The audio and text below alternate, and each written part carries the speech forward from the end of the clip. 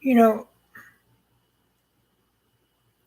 having a disability, well, it's not an easy thing to cope with in life because you know that, you are named in some kind of a way that, ultimately sets you apart from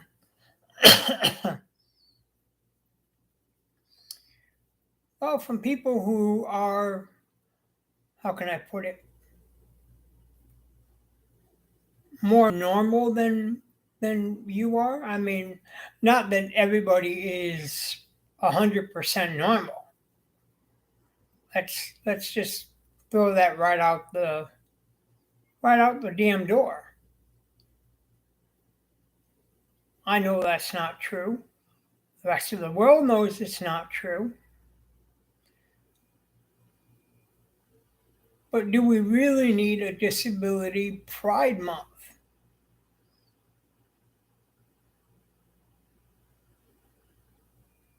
That's the ultimate question that I find myself asking.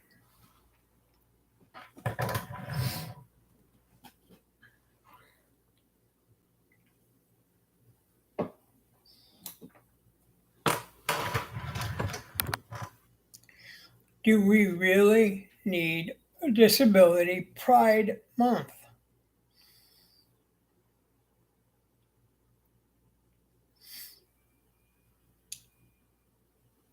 See, I get that we live in a culture that cares about what the rest of the world, how can I put it nicely, thinks about us.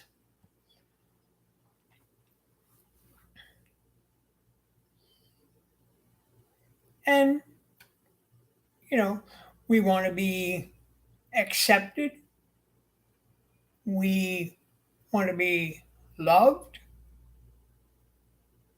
and treated fairly and humane.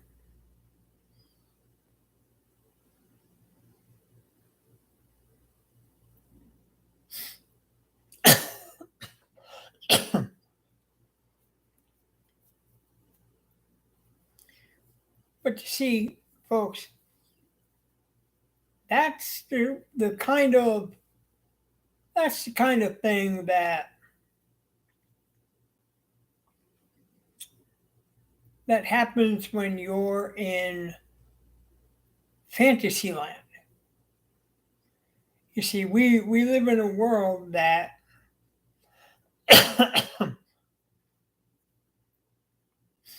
isn't always kind and caring and sweet and gentle.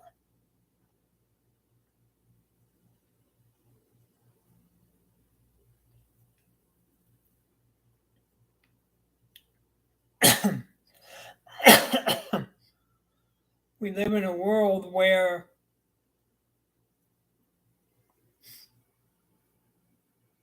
there's chaos and there's anarchy and there's anger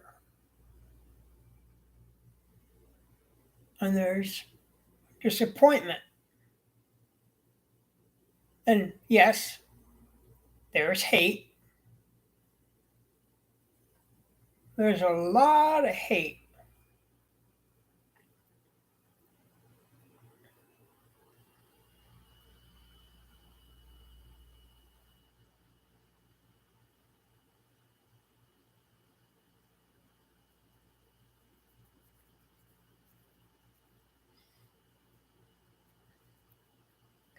Now, for whatever reason,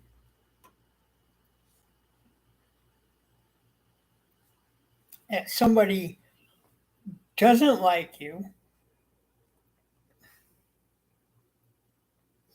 and there can be a thousand and one reasons or just one reason. But either way, they don't like you.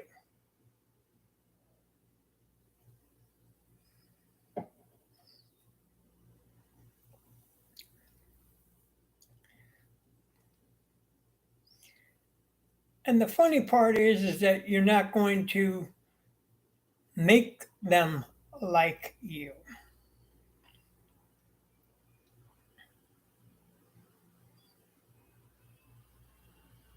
Because the reality is that they're never going to accept you.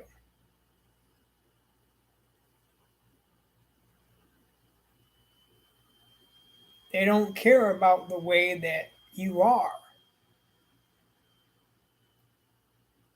They don't care if deep down inside you're a nice person.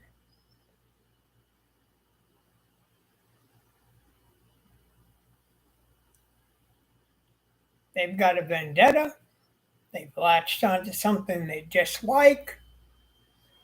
And that is going to be the crutch that they lean on.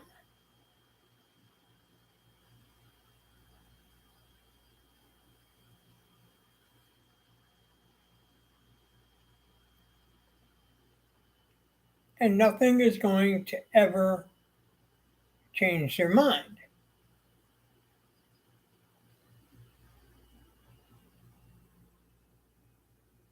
Think of it as, if you work too slow or you make too many mistakes at work, they grow frustrated and tired with you. So what do? They get rid of you. And they make up, a flimsy excuse of why they're firing you. But either way, you're terminated. And then again, there's nothing that you're going to say that is going to change their mind. They've already made their determination and they are sticking to the guns.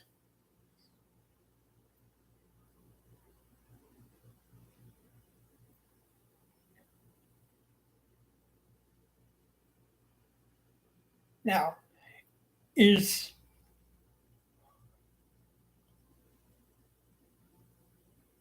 a bunch of people gathered in the park with balloons and rainbows and hearts and signs, is that going to make you really feel completely better about yourself?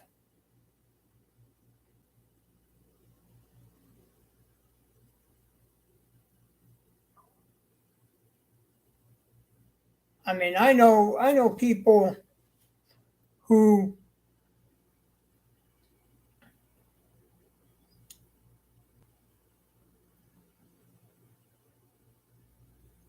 how can I say it?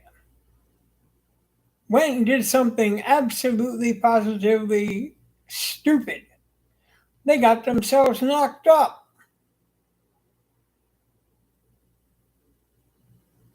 And they're not married, right? Now you might say, well, you know, that is that's normal in everyday society, right? That's normal. Okay, so you've got illegitimate bastard children running around, right? Children that you can't keep a leash on. You don't take care of your responsibility. But what you do is, instead of listening to the people who are going to tell you the right thing, which is you shouldn't have done it, what do? Well, they find all the friends and all the strangers and anybody else who's going to sit there and they're going to hug them and they're going to say, you have nothing to be ashamed about. You have nothing to be ashamed about.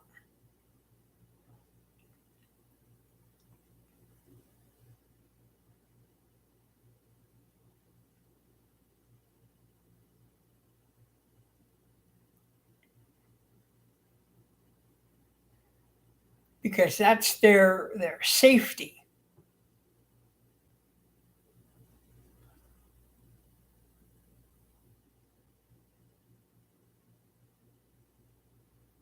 But you see, that safety all goes by the wayside when you're by yourself.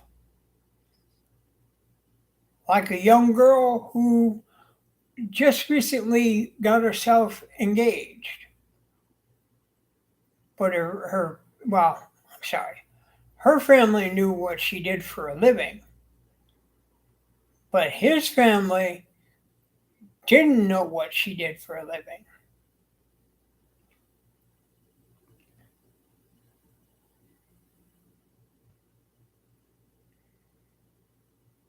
And now his family knows what she does for a living, and now the fangs and the claws have come out.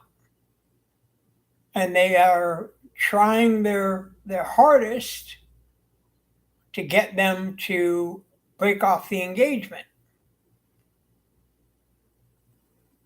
Going as far as inciting that she's nothing but a whore. And that you can do much, much, much better.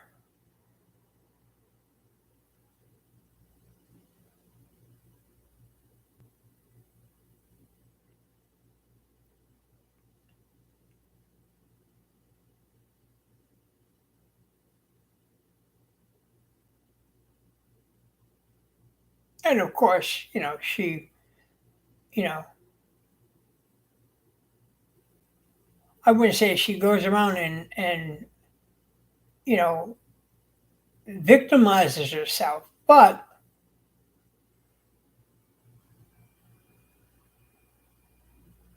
she basically put it, in layman's terms that, I can do what I want. Well, you're right. You can do what you want. That part is absolutely, positively, 100% true. You can do whatever you want, sweetie.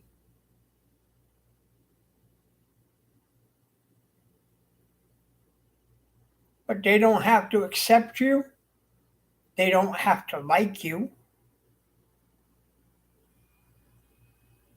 They can talk bad behind your back, and there's nothing you can do about it. They can exclude you from family functions, holidays, if they really want to be, pardon the pun, assholes. They can even go as far as saying, if you marry her, then that's it. You're cut off.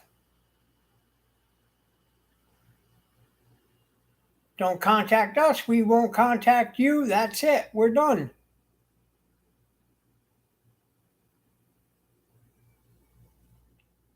Now, you say, well, don't you think that's kind of mean?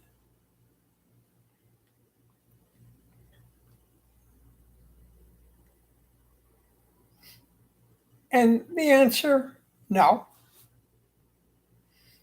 No, not at all. I don't think it's mean. And I'll tell you why I don't think it's mean. Because a lot of us still live in an era, a time when we didn't put up with that kind of irresponsible behavior. No daughter of mine was ever going to be a whore.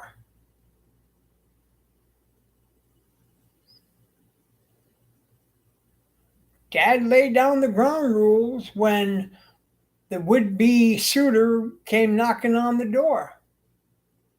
And he made it very, very, very crystal clear. These are the rules.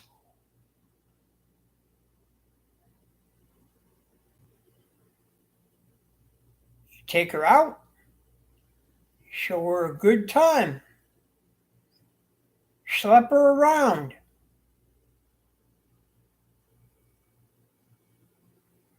Dance, go to the movies, go out for a burger and a milkshake afterwards, but that's as far as you go. You keep your hands off. Now, I've always said,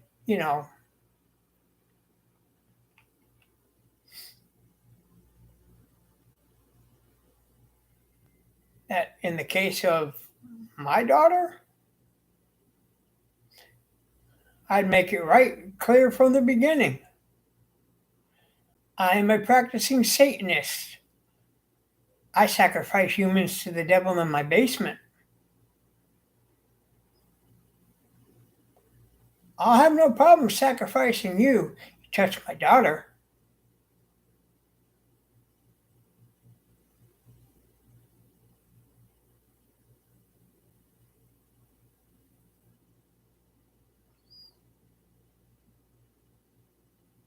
And I would love to get a phone call from my daughter and say, Dad, did you tell whomever that you were a practicing Satanist and that you perform human sacrifices in the basement? And that you'd sacrifice him if he touched me? Yep. You both on speakerphone? Because I want them to hear this. Tell them I meant every word of it. Click.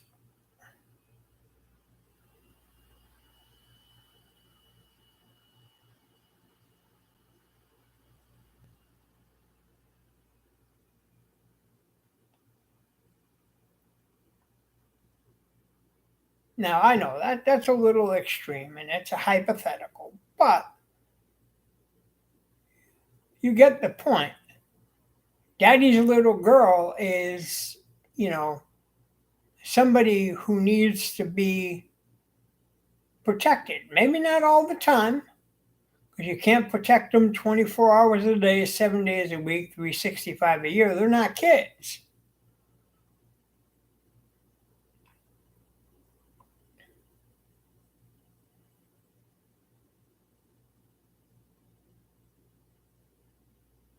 But while they're still young, still impressionable,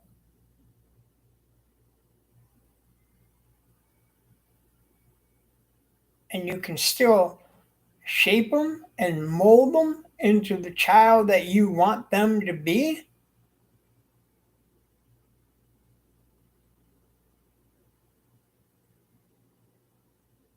you're damn right you're going to be a hammer. That's called being a responsible adult, a responsible parent.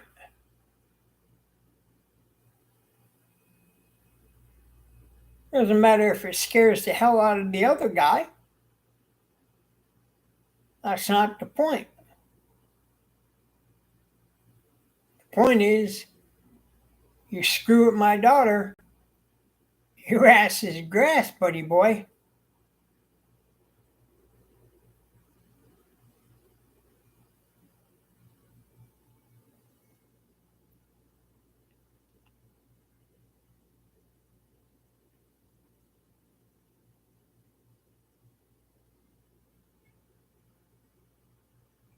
Now, I know that's a little old fashioned for a lot of people, but nowadays, some people still go back to, the you're now cut off argument with them. And they generally tend, they tend to mean it.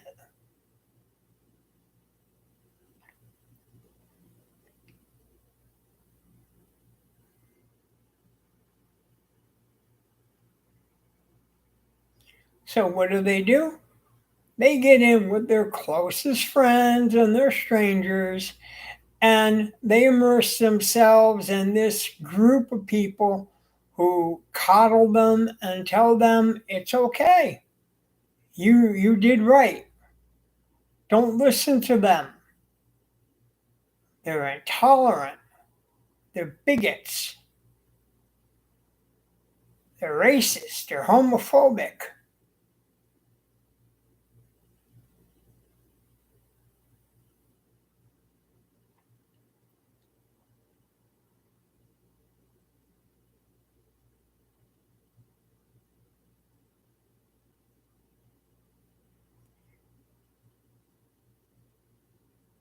And that, for the moment, calms them down, right? It takes them off the ledge. But what about when their friends and their strangers aren't there to have their back? And they have to be confronted by people who don't like them. Are you going to send a bunch of protesters to their house?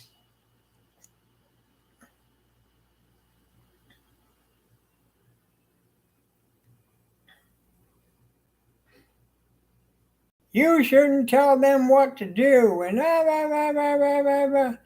hey, don't tell me what I have to do.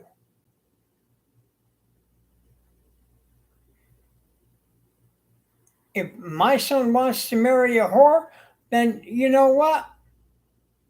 I'm going to have nothing to do with my son. And yeah, they might have grandkids, but they're going to say, well, that's too bad because you know I don't want her at the house, and now I don't want you at my house.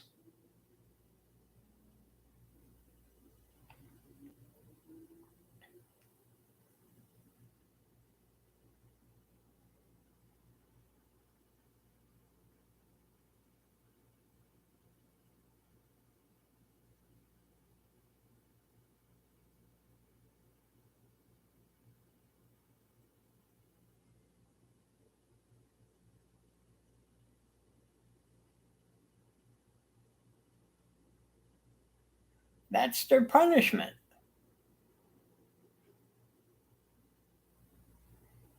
And it doesn't matter what you do to scream and cry and kick the doors and break the windows and all that other stuff. That doesn't matter. That's just a temper tantrum.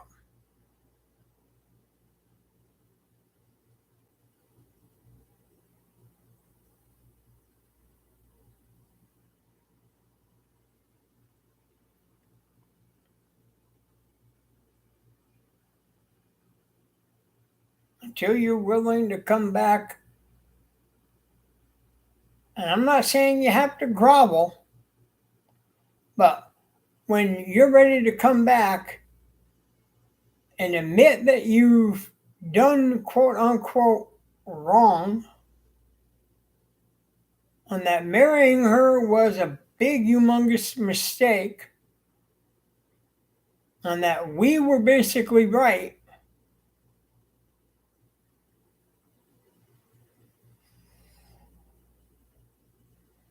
then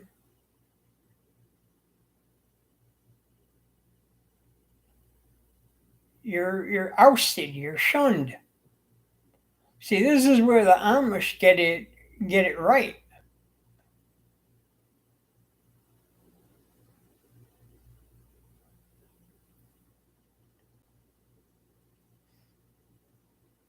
If somebody breaks the rules in the ordinum, then and obviously that offense has to be fairly serious in order for them to turn their back on you and not want to have anything to do with you. And when they say they want nothing to do with you, they mean they want nothing to do with you.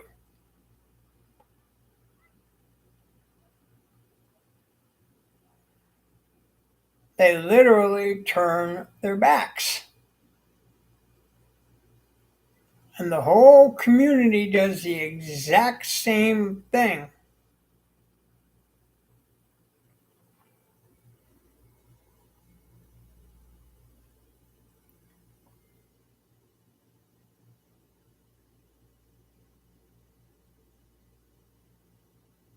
And it's not just one community, it's all the communities.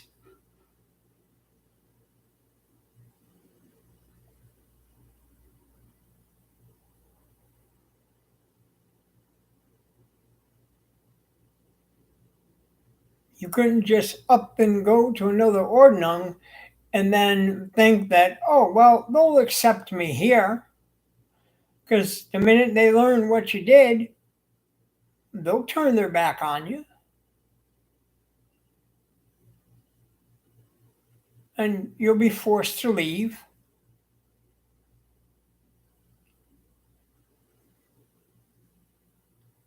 I mean, you wouldn't be able to barter or trade or anything else for that matter.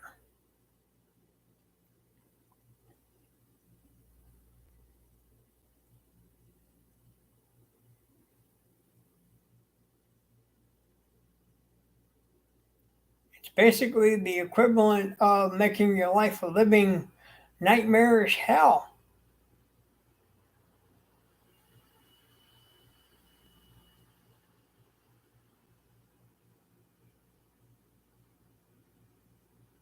But you see, it's making your life a living nightmarish hell for a good reason. You say, well, what's the good reason? Well, it's to help you reform, to see the error of your ways.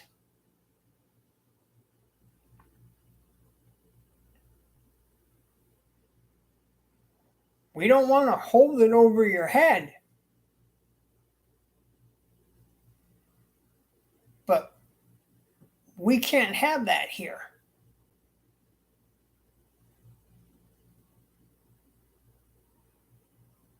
And there's no amount of people, again, that are going to rally to your side and say, well, you did okay, you did all right, you did right by it.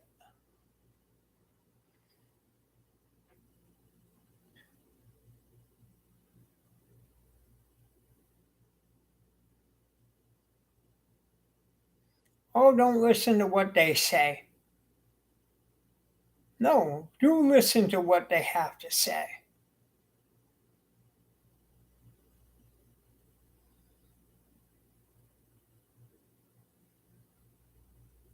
See, that's why I don't understand this whole Pride Month.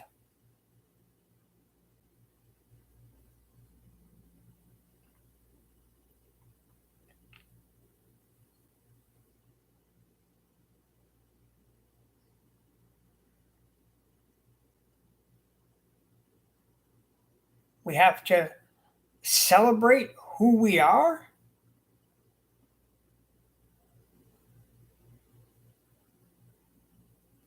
Or what if people don't like who they are?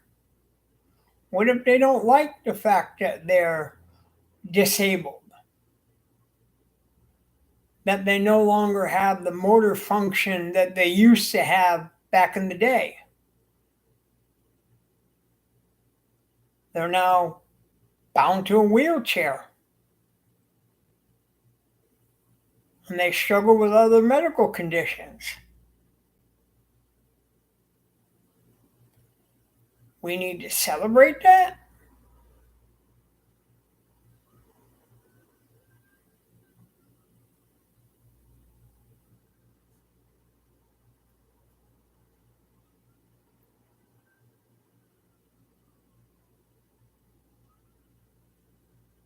No, I say let sleeping dogs lie.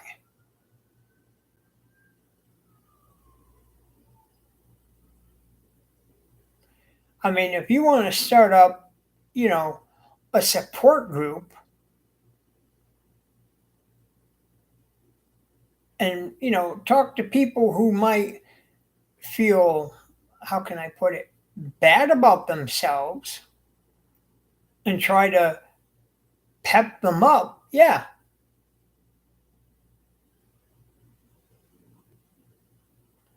But do we need a whole month of it? No. No, not at all. We don't need a whole a whole month of pride, pride, pride, pride.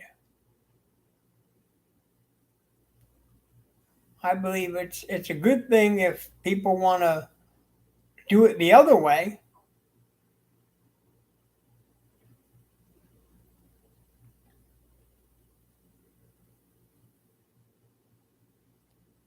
But after that, it's a little excessive.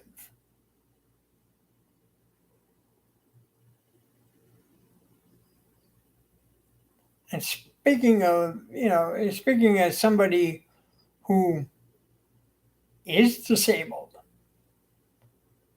you know, I don't need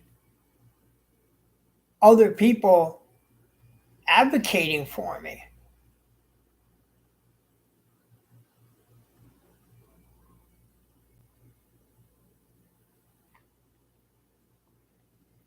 You say, well, what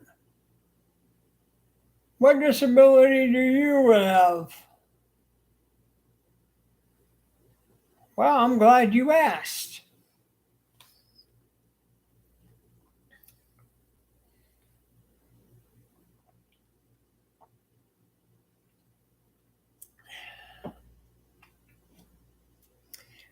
And I'll show you the evidence, just so you know that I'm not bullshitting you.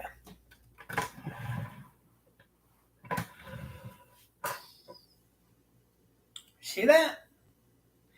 That is called a partial amputation. Yeah, that's right. Partial amputation. Well, how'd you get that? Didn't it hurt? Nah.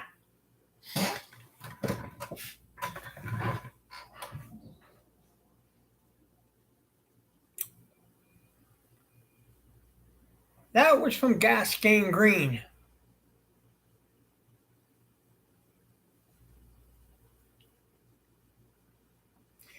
So, along with the side of the foot that basically got split wide open,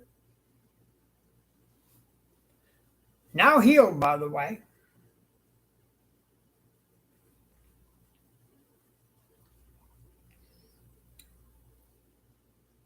but there's still a diabetic ulcer that hasn't quite 100% healed yet.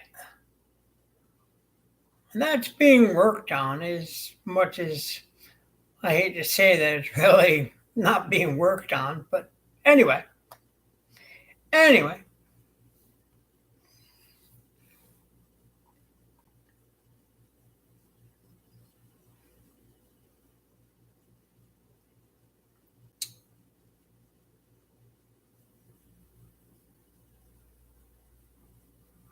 But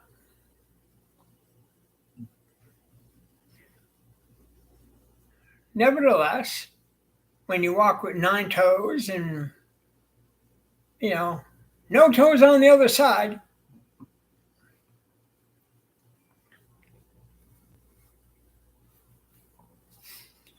yeah, it makes for a hard walk.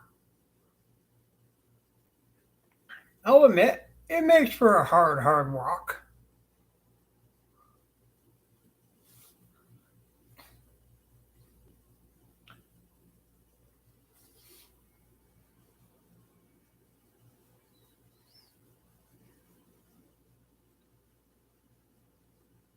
Now, does it make me any less, any different? No. Just means that I don't have 9 toes on the other side.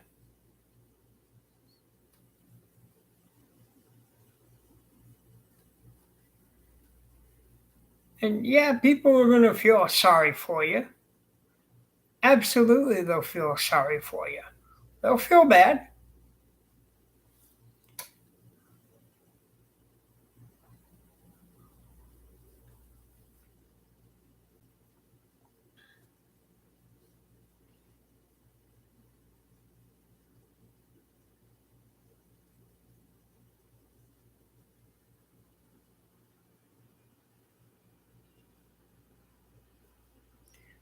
And there are people that will open doors for you, you know,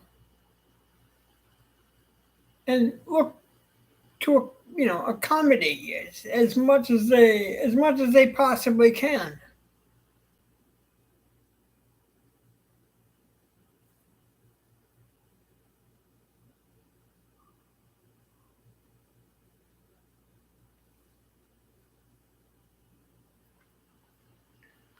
But you see, I'm highly independent. I'm not one of these people that believes in, how can I put it, sitting on their fat ass and doing nothing about it. See, this is where my mother, God rest her soul, this is the difference between her and I.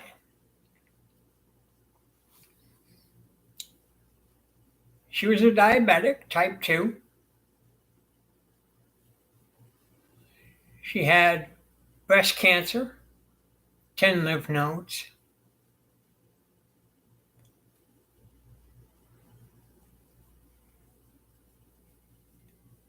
And then she went in and she had open heart surgery.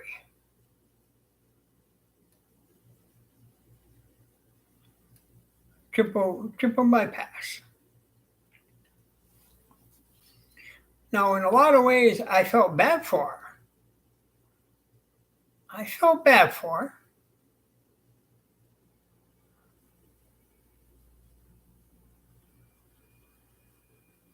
her. And I did. I felt bad for her.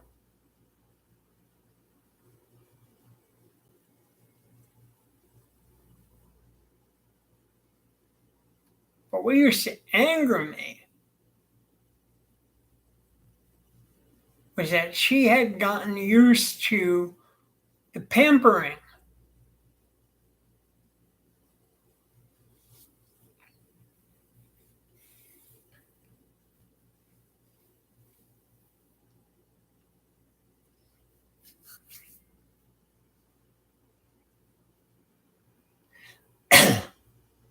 Nurses, aides, bringing her stuff.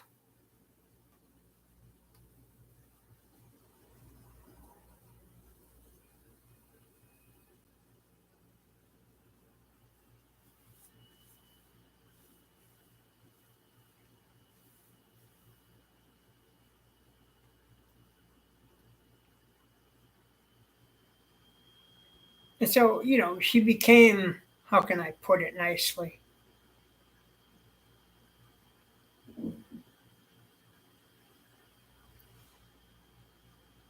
I wouldn't say downright I wouldn't say downright rude, but just clingy, needy.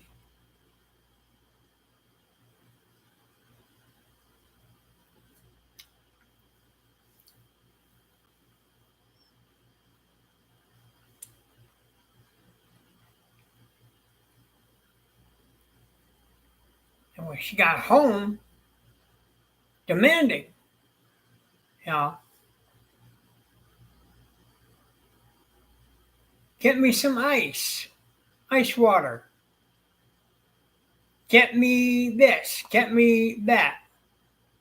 And one day I finally had enough, and I said, get up off your ass and go get it. You're not going to get any better, basically, if you're sitting there doing nothing about it.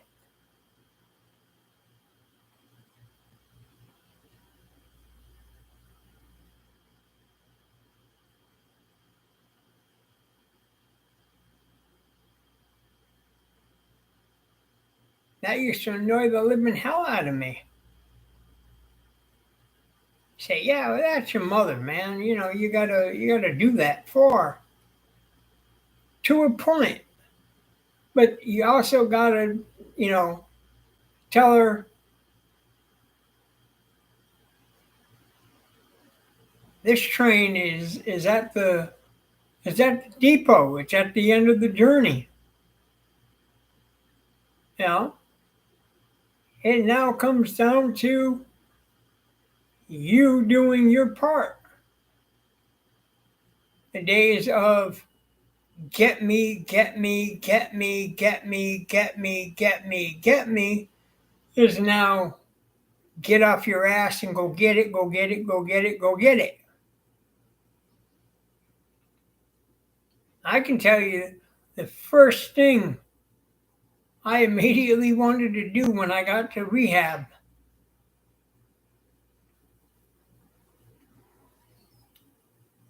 I wanted to hop in a wheelchair and rock and roll. I was ready to fly. I didn't want to stay in my room, watch TV, sleep in my chair, which, by the way, the chair was very comfortable, so you could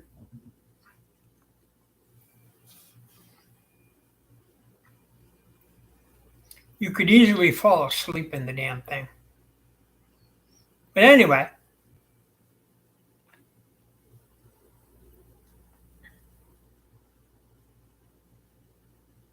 but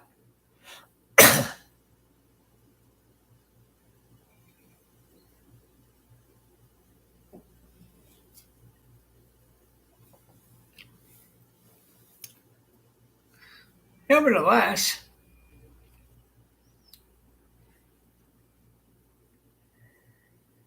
nice wheelchair, nice place to go to, vending machine, big screen TV, Nintendo Wii, which I never got to play, but anyway.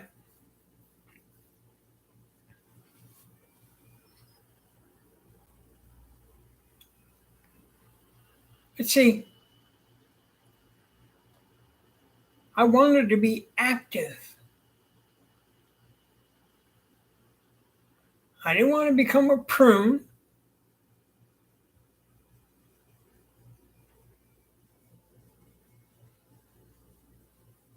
Because I knew being a prune was just going to further lead to other things.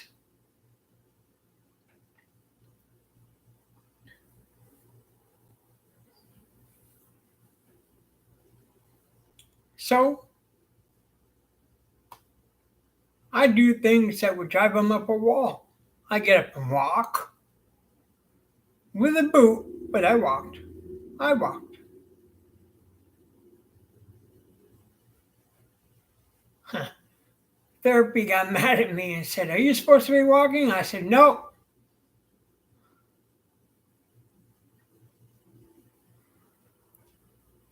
You know you're not supposed to be walking.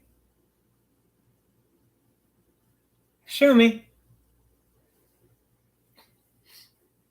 You can't sit in a wheelchair all damn day. You got to be on the move.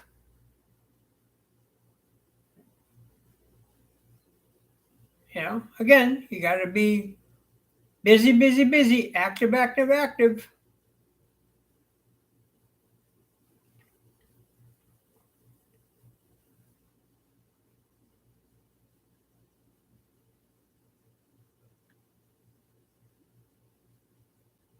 I remember they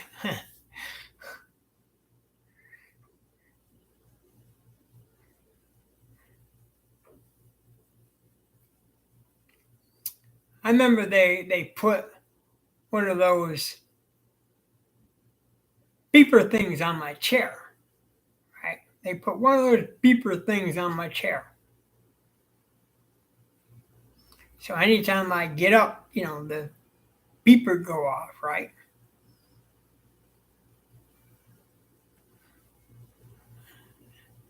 I got mad because, you know, I'm not a fucking Alzheimer's victim. You know? Well, the nurses said you know, even the doctor came in and said, you know, well, the nurses told me you've been walking. Nope. Well, maybe to the bathroom, yeah, but I am my wheelchair, so I could, roll myself into the toilet.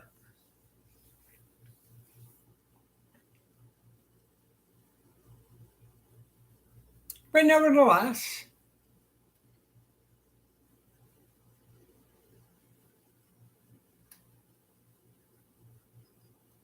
wasn't like I was walking up and down the halls.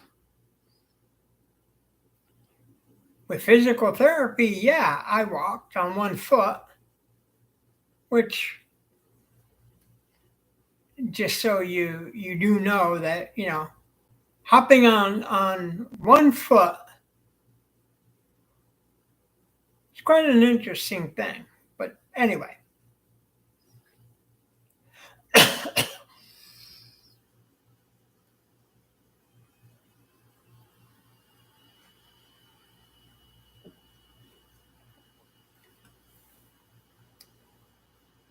and the therapist, well, she was pregnant and had big titties. I mean, I know that had nothing to do with it, but I was like, yeah.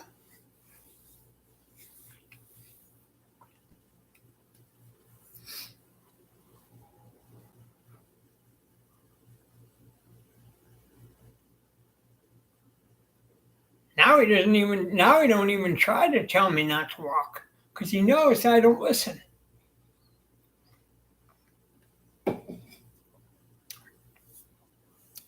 he's kind of taken the handcuffs off, and he said, "Okay, here's what we'll do. Here's what we'll do. Walk on your heel, and that's as much as you can. Much as you can do. Walk on your heel. Walk on your heel. Walk on the heel. Okay, I'll walk on the heel."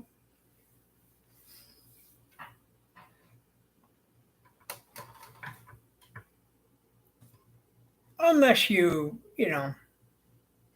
have a wheelchair and then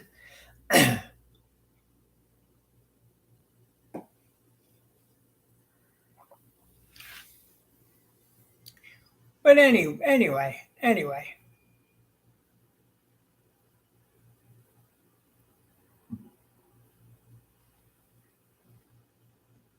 But the whole point here, folks, is that